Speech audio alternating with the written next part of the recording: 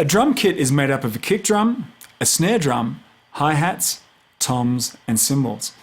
In a typical setup, we'd place a mic on the kick drum, one or maybe even two on the snare, above and occasionally below if you want to have the buzz of the snares brought into the mix as well. Then one for the hi-hat, then one for each tom, and finally a pair for the overhead cymbals as well. Now before we look at the placement, let's see the kind of the usual suspects in terms of mic selection for each drum.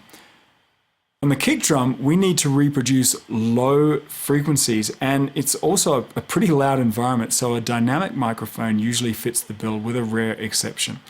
A short list of kick drum mics would then be the Shure Beta 52, Shure Beta 91, AKG D112, Audix D6, and the EV or Electro Voice RE20 or PL20.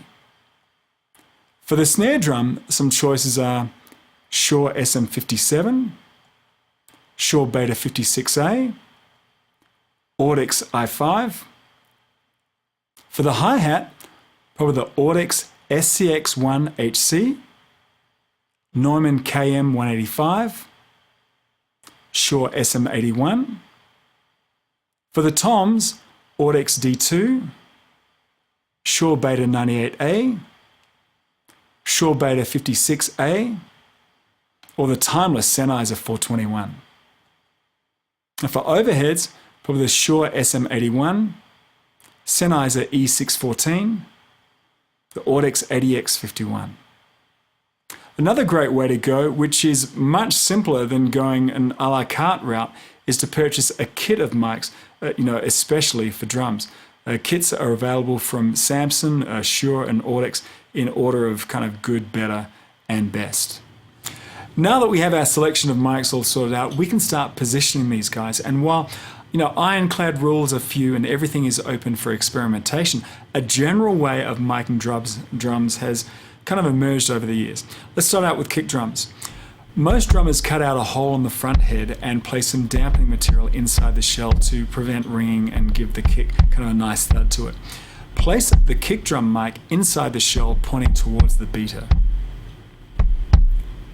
In terms of snare drums, place your mic right at the edge pointing down at the head at about 2 inches from the edge. Make sure that the mic is out of the way, enough so that the drummer doesn't accidentally hit it from time to time.